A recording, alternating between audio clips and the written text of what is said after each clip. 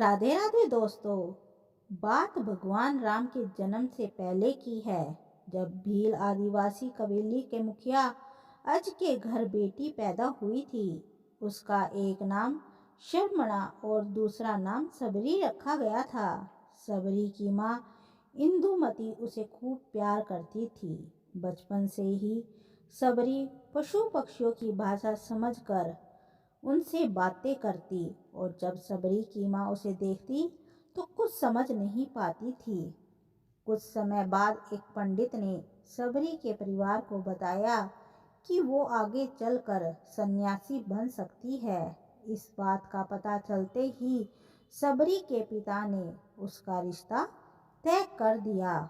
जैसे ही शादी का दिन नज़दीक आया, सबरी के घर वालों ने खूब सारी बकरियां और अन्य जानवर घर के पास लाकर बांध दिए। एक दिन सबरी की माँ जब उसके बाल बना रही थी तो उसने माँ से पूछा, इतने सारे जानवर हमारे घर क्यों लाए गए हैं? माँ ने जवाब दिया, बेटी, तुम्हारा विवाह होने वाला है, इसलिए हम लोगों ने इनका इंतजाम बलि के लिए किया है। तुम्हारी शादी के दिन ही बलि प्रथा होगी और फिर इनसे स्वादिष्ट भोजन बनाकर सबको परोसा जाएगा। यह सब सुनकर सबरी दुखी हो गई। काफी देर तक सबरी ने उन जानवरों को आजाद करने के बारे में सोचा। सोचते सोचते सबरी के मन में हुआ कि अगर ये जानवर यहाँ नहीं होंगे तो इनकी बलि रुक सकती है। ऐसा नहीं हुआ तो मेरे घर से कहीं चले जाने पर यह बलि रुकेगी। जब मैं ही नहीं रहूंगी तब ना विवाह होगा और ना ही बलि प्रथा। इससे मासूम जानवर बच जाएंगे। इसी सोच के साथ जानवरों को रखी गई जगह पर सबरी पहुंची। उसने सोचा कि इन्हें खोल देती हूँ, लेकिन वो ऐसा नहीं कर पाई। उसके बाद सबरी जंगल की तरफ भागने लगी। भागते भागते सबरी ऋषिमुख पर्वत पहुंच गई। वहां करीब 10,000 ऋषि रहा करते थे। सबरी को लगा कि वो भी इसी जंगल में किसी तरह ऋषि मुनियों की सेवा करके अपना जीवन जी लेगी। वो चुपचाप उसी जंगल के एक हिस्से में किसी तरह से रहने लगी। सबरी रोजाना ऋषि मुनियों की झोपड़ी के आगे झाड़ू लगाती और हवन के लिए लकड़ियां लाकर रख देती थी। ऋषि मुनियों को समझ नहीं आ रहा था कि जंगल में उनके काम अपने आप कैसे हो रहे हैं। एक दिन सबरी को किसी ऋषि ने देख लिया। उसे देखते ही उसका परिचय पूछा। जैसे ही उसने अपने परिवार के बारे में बताया कि वो भील आदिवासी परिवार से संबंध रखती है, तो उसे ऋषियों ने खूब डांट लगाई। सबरी को इस बात का बिल्कुल भी पता नहीं था कि उसकी जाति छोटी है। उसे ऋषियों द्वारा जाति की वजह से अपमान सहना पड़ेगा। इतना सब होने के बाद भी आश्रम से भगा देता था। ऐसा होते होते काफी समय बीत गया। उसके बाद शबरी मतंग ऋषि की कुटिया में पहुंची। वहां पहुंचकर मतंग ऋषि को शबरी ने बताया कि वो उनसे गुरु दीक्षा लेना चाहती है। उन्होंने खुशी खुशी उसे अपने गुरुकुल में रहने दिया और भगवान से जुड़ा ज्ञान देते रहे। सबरी ने भी अपने गुरु मतंग ऋषि की सेवा करने में कोई कसर नहीं छोड़ी। वो गुरुकुल के भी सारे काम करती थी। सबरी से खुश होकर मतंग ऋषि ने उसे बेटी मान लिया था। समय के साथ मतंग ऋषि का शरीर बूढ़ा हो गया। उन्होंने एक दिन सबरी को अपने पास बुलाया और कहा, बेटी, अब मैं ये शरीर त्यागना चाहता हूँ। बहुत साल हो गए इस शरीर में रहते रहते। सबरी ने दुखी मन से कहा, आपके ही सहारे मैं इस जंगल में रह पाई हूँ। आप ही चले जाओगे तो मैं जी कर क्या करूँगी? आप अपने संग मुझे भी ले जाइए, मैं भी देह त्याग दूंगी। मतंग ऋषि ने जवाब दिया, बेटी, तुम्हें चिंता करने की जरूरत नहीं है। राम तुम्हारी चिंता करेंगे और ध्यान भी रखेंगे।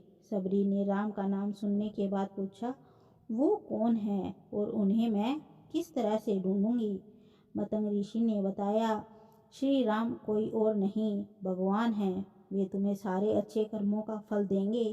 तुम्हें उन्हें ढूंढने की कोई ज़रूरत नहीं है। वो एक दिन खुद तुम्हें खोजते हुए इस कुटिया में आएंगे और तुम्हें उनके हाथों ही मोक्ष मिलेगा। तब तक तुम तुम इसी आश्रम में रहो। इतना कहते ही मतंग ऋषि ने अपना शरीर त्याग दिया। सबरी के मन में मतंग ऋषि के जाने के बाद से एक ही बात थी कि भगवान श्री राम स्वयं उनसे मिलने आएंगे। वो रोज भगवान श्री राम के लिए से मिलने के लिए बाग से अच्छे अच्छे फूल लाकर पूरा आश्रम सजाती और भगवान के लिए बेर तोड़कर लाती। भगवान के लिए बेर चुनते हुए सबरी उन्हें चख भी लेती थी ताकि भगवान को वो सिर्फ मीठे बेर ही दे। रोजाना सबरी इसी तरह भगवान के दर्शन की आस में फूल और बेर इकट्ठे करती रहती थी। इसी तरह इंतजार में कई साल बीत गए। सबरी का शरीर एकदम वृद्ध हो गया। एक दिन आश्रम के पास के ही तालाब से सबरी पानी लेने के लिए गई। तभी पास के ही एक ऋषि ने उसे अछूत कहते हुए वहां से भागने के लिए कहा और एक पत्थर मार दिया। वो पत्थर जब सबरी को लगा तो उसे चोट लगी और खून बहने लगा। बहते हुए खून की एक बूंद उसी तालाब के पानी में गिर गई। तभी पूरा तालाब का पानी खून में बदल गया। ये सब होता देखकर सबरी को ऋषि ने खूब डांटा और कहा, पापिन, तुम्हारी वजह से पूरा पानी खराब हो गया। रोज ऋषि उस पानी को साफ करने के लिए अपनी कई तरह की विद्याओं का इस्तेमाल करते। कई सारे जतन करने के बाद कुछ भी नहीं हुआ। फिर उन्होंने गंगा जैसी कई पवित्र नदियों के जल से भी उस तालाब का पानी साफ करने के लिए कोशिश की, परंतु पानी साफ नहीं हो पाया और वो खून जैसा ही रहा। कई सालों तक तालाब के पानी को साफ करने की कोशिश के बाद भी कुछ काम नहीं आया तो ऋषि ने थक कर सब कुछ छोड़ दिया।